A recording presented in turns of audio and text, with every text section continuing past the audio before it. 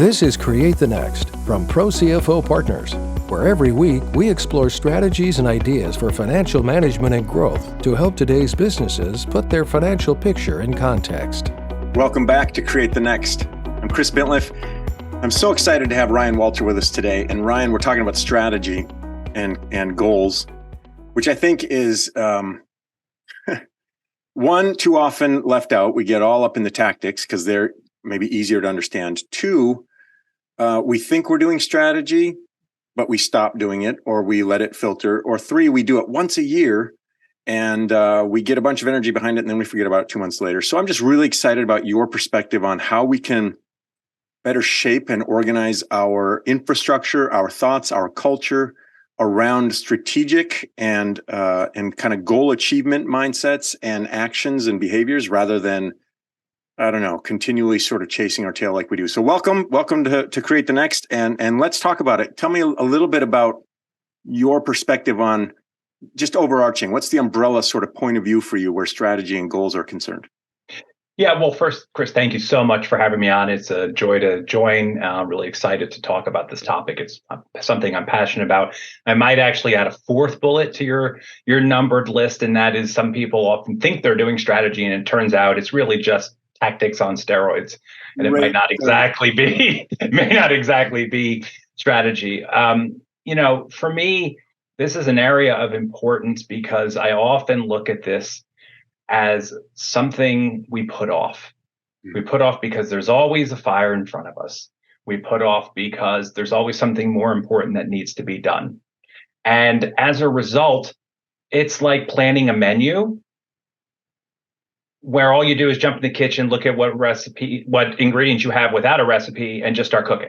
You haven't thought about what's the intent, who's coming, what are you hoping they do? And to me, doing that with a business, you don't exactly end up where you want to be. You sort of end up with wherever that collection of independent tactical decisions lead you. What a great analogy. Why is this? Because none of us set out to be so disorganized. None of us set out to, what we should do with our business, we should just make it up as we go along. Oh, that's a great idea. Yet this is continually a discussion, conversation. There's entire industries built around how to help an organization figure out strategy. Why is this such a problem? And what do we do about it? Like what are some steps that I should just start to think about? Like, do this thing first, and then let's work it from there. Well, I think to start with, it's a problem usually because it's not the thing you're, I hate to say it, good at, or you actually got in about. You probably got in because of a capability, a talent, a passion you had for something that may not include strategic planning. And as a result, our day-to-day can take over. And I mentioned it earlier, the emergencies can come in. And so it's easy to sort of push off. We have the same issue with our health, right? If I go work out, do better, I'm not getting bigger muscles tomorrow. This is all about a long-term goal of being healthier, living better quality of life. But there's no immediate choice. But I have to make that investment in that choice. I think it's a lot of the same thing here. And when I start thinking about then, well, what does that mean? Like, where are we maybe coming up short, or what should we be doing? I often start with keeping it simple and developing the right clarity on where you want to be. And I know that sounds so, basic to many, but I'd ask someone, where do you want to be in 5 years? What does good look like? What does this mean to you? And I think that is so important because from that, we set our North Star, right? And from that, you can begin building on what I think is the second piece, which often isn't there, and that's alignment. And alignment is making sure we're all on the same page. We can use the analogy, we're rowing in the same direction. We're all going the same place, because normally in our businesses, it's not just us. There's other people we're working with. I had the absolute pleasure of working with an organization and came in and was speaking to their CEO, who was frustrated, had this great idea and these concepts about digital this or whatever it might be, and spoke with them. And then asked, can I speak with your 9 direct reports? And in that conversation, probably a total of 8 hours between those 9 people, I got 9 different interpretations of what success meant. And to each of them, it seemed reasonable. right? But what didn't happen was that enough clarity around what you were trying to achieve and what success looks like. And then an agreement as to, well, how are we going to go about doing this? And what does good mean? And what does it mean when we have a natural potential clash between some divisions or other groups, all of whom look at this differently? What's the bigger picture goal, right? And I think that's where we need to take that step back and make sure we're investing the time, as we mentioned earlier. Often we're not. You mentioned the once a year exercise. And then, as I love to say, those strategies collect dust on a shelf and nothing ever happens because we don't view it as part of the lifeblood of what we do. Strategy is just like doing your books. It should be happening all the time. It's something you're thinking about. It's something you're looking at. It's a living, breathing set of activities that change in response to your environment as well. And I think that's part of the mindset for folks, that it's not this, okay, it's like my taxes. Once a year, I do my taxes and I'm done with my taxes. I don't have to do that anymore. I do my strategy and I'm done with my strategy. No, it truly is what is setting your course. And if you think about the North Star analogy we used earlier, if you're sailing somewhere with a goal and the winds start blowing you off course or the waves get rough, you don't just sort of sit and let it take you to where you go. You start thinking about, well, I still want to get there. So now what do I need to do? How do I adjust? What does that mean? Well, you're considering the strategy. You're considering the strategy of your end goal of where you want to be. And how do you respond to that? And I think that's why it's so critical. And that's why I almost always start there, because I see so many falling short in what I consider sort of those starting points, because without aligning there, everything else you try to do is kind of built on a very shaky foundation. These are great illustrations that you're making, and I love every one of them that you share. I love more than the next, but this one about this boat kind of resonates with me. Hale Fardi, who's a co-founder of ProCFO Partners, and I have talked a little bit about this. And what you're describing for me is connected to, are you just going to get in the water and then each of you with a paddle is going to decide where you're going and then you're going to see how it goes? Or are you going to choose your destination ahead of time and then say, here's where we're going to go? And then, as you point out, if a storm hits, you don't stop going to that destination. You might just need to veer off. You might need to delay. Your path might get longer, or your time in the water might get longer, or whatever, but you still know where you're going. Help me understand, as a business leader, what's getting in my way internally. So if I know, okay, if I'm committed to saying, okay, I get it, I need to be revisiting this on the regular. This needs to be living and breathing part of my culture. Why do I have so many different and disparate points of view on this internally? How do I remedy that? And how do I help my organization overcome obstacles that are getting in the way of this becoming something that we can just internalize and make kind of part of the fabric of how we roll?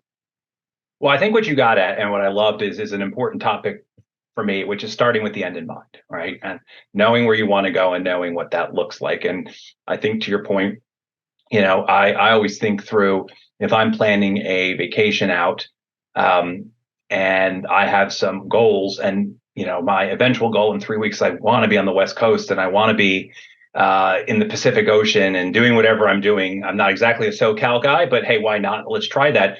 Then perhaps I need to start with that and start working backwards. Not, well, I'm doing that and I'm in Pennsylvania, so I'd really like to see Ohio. So why don't I start going to Ohio? And that'll be my first week. And then, well, what's logical after Ohio? Well, the biggest ball of twine is in Indiana. I've always meant to see that. I'm 2 weeks in, and all of a sudden I find myself staring at a 2,000-mile trip to the West Coast, and maybe I'm going to get a day there, right? And it's because instead of kind of starting farther out, I started at the beginning. And this is the one time we really, shouldn't be listening to the song, to the Sound of Music, where they say, start at the very beginning, which leads into, one of the famous songs there. It's about starting with the end in mind. Now, how do we overcome maybe some of these hurdles or the roadblocks that get in the way? I look at a couple things that I often run across with people. Part of it almost gets back to the health analogy I gave earlier. You have to make the commitment to your health, right? It's just about making a commitment and a discipline to doing that, right? You have to be committed to doing that here as well. And our minds don't naturally go there. Most of us, I don't know many people who like to run marathons or golf. Some people do, but most of us have to get up and know, I need to get up and I need to eat well and I need to do the right thing. So my health is taken care of. And I think that commitment is key. And that's a bit of a mental thing, right? It's the commitment with the individual. It's the commitment from the organization. And what are you doing to make sure that's there? I think that's one. I think there's a couple stumbling points that also hold people back, even those with great intentions who are committed, but then they stop. Some of that is they don't actually make sure everyone gets it, right? So, the little example I gave earlier about the CEO and their 9 direct reports. Well, let's take this down even farther. If you have 100 people in your organization, assuming the people who might be an associate or whatever, X number of layers removed, they get it and they understand what something means. That often is a very dangerous slope to be on. You have to remember, as the owner, the CEO, whoever you may be, you're living and breathing this every day. Many of them are coming to work, doing their job and going home. The big picture, they don't understand. Talking in big picture terms to them, they don't understand. What does this mean to me? What should I do? How do I encounter a scenario? One of the things, I've encountered previously, and in a previous life, I was responsible for customer service in an organization, and we wanted to embed a white glove service mentality. And we had a number of different teams coming from different cultures, areas, you name it. And everybody had a different interpretation of what that meant, right? You can't just say, hey, we want white glove service, and this is what good looks like if we're doing it. And it took a while. We had to think about it. But finally, I figured out, there's no commonality here. I can't even go, like parents, and some cultures, they love their parents and some they don't. But one place they all do, every culture, every place seemed to love their grandmother. Didn't matter. Grandmother was always that kind. In almost every case, person you respected, you loved, you'd go out of your way. And so we came up with, well, if your grandmother came to you for help, and maybe it was something technical or something probably not up to speed for her generation, what effort would you make to help your grandmother out? What effort would you go through? And all of a sudden it clicked. We were able to build that alignment, and we were able to build that understanding of what we meant by, we want to be a white glove service, and this is what success looks like. And it's a very simple example, but I think that was so critical to get everyone on board. It wasn't even the rowing, but understanding, well, what we meant to say, we're sailing to Great Britain. Well, what do you mean sailing to Great Britain? We don't understand what that means. I think that's one. I think the other thing that often is a stumbling point or almost freezes organizations is they aren't able to move forward with imperfect information. They don't like the fact, I can't predict the future. How will I know? What do I do? I don't have control over everything. How do I know if this will work? And you have to tell people, nobody has perfect information. That's not a environment that exists. Now, we understand why we want it, but I'm also a firm believer that it is so much easier to move and adjust while in motion than at rest. Think about riding a bike. It's a lot easier to turn your bike if you're moving than it is from a standstill. In fact, good luck staying up on 2 wheels. If you just turn your wheel standing still, it's a lot harder. And it's the same thing with the business. And that's why we're always encouraging to begin the motion, begin the process. Even if you don't have all the information, okay, figure out what you need, figure out your risks. You can scenario plan, you can think about contingencies, and you can prepare. But if you sit around waiting for that perfect control, perfect situation, you'll be there forever. And you'll just sort of stare at the future and wonder, well, when will I eventually be able to get there? I'll be able to, when I know this and I know that. Well, even when you know this or that, everything else will have changed and you'll still have other things you don't know.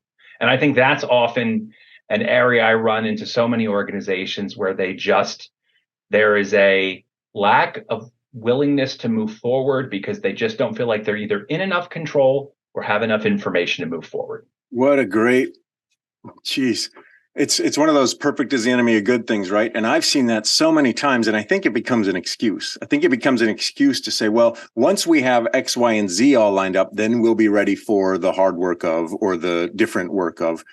And you may not realize that you're sort of limiting yourself on purpose because you don't want to get into it, or you're afraid of it, or it's intimidating or whatever, but you wait. I love this analogy of you got to get in motion, even if it's imperfect, even if it's slow, even if it's a little wobbly, in order to start to do the things that you need to do. I think that's That's a really good point. And I wonder if something else that really resonated with me was this idea of getting on the level of those that you want to connect to. So everybody who's listening, one is, sort of get aligned and get a goal and work backwards from it. But it's really easy for strategists or executives who think high level to start communicating in high level ways and expect those around them and those underneath them to respond and for them to also be connecting in high level ways.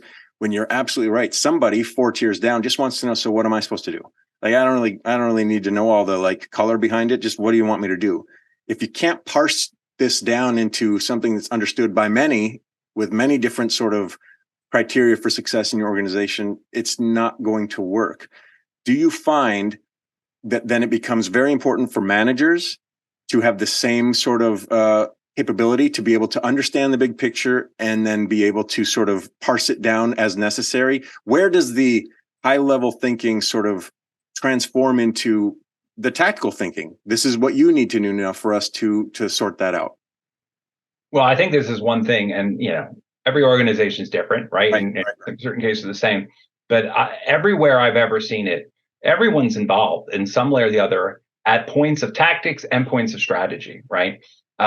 Honestly, the implementation of strategy is really the implementation of a whole bunch of targeted tactical decisions. That's what it is, right?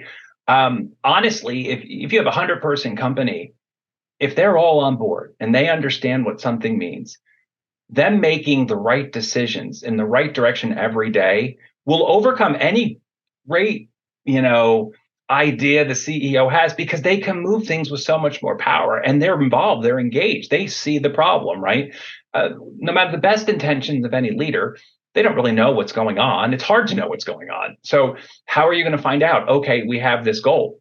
I also think this is where kind of managers and others can come in and feedback up and feedback down. There's an insipid side to this too, which is often our words don't align with our actions. And what I mean by that is, there's countless situations where you can go into an organization and, we've been doing certain things and this is how we're measured and this is how we're the result.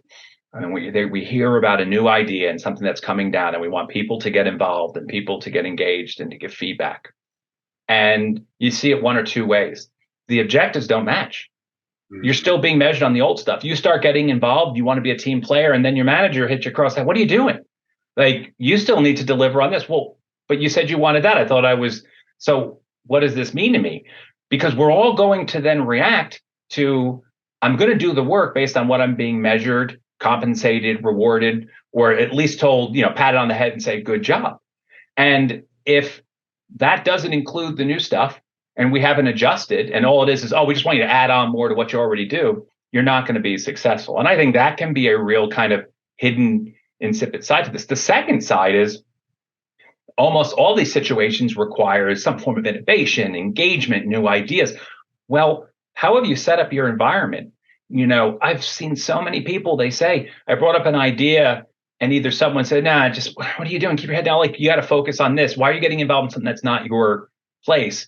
Or they say something and it goes and dies on the vine. Nothing ever comes to hear anything. Well, you've now created this culture of why would I speak up, and then had like a whack-a-mole on my head the second I speak up. And now you've basically killed innovation and the involvement of people to move forward. And that's where I can see like that management level really being important, because they're dealing directly with those individuals. They have the ability to get the feedback, the ability to foster that, I don't want to call it culture, but that environment that supports that, as well as engage with maybe more senior management to say, hey, look, here's what's happening. So it's such an important level that interacts with all groups.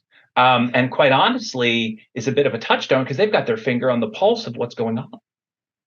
Johnny Ive was the former designer at Apple, and he's famous for saying nothing is so fragile as an idea, and it must be treated carefully and preciously. Ryan Walter is a genius from ProCFO Partners. He's our strategist in command, and I can't even tell you how much I've enjoyed this conversation. I think we could talk for 2 hours, and so I'm excited to get you back, and we can kind of pick up part 2 or the next level. Thank you so much for your guidance and expertise today, and it's been a lot of fun to connect with you on this. Well, I look forward to that next opportunity to talk, and thank you so much for having me on. Thanks, Ryan. Take care. Thanks for watching, and a special thanks to our subscribers. Consider becoming one today. Visit ProCFOPartners.com for more strategies and ideas for financial management and growth to help you put your business's financial picture in context.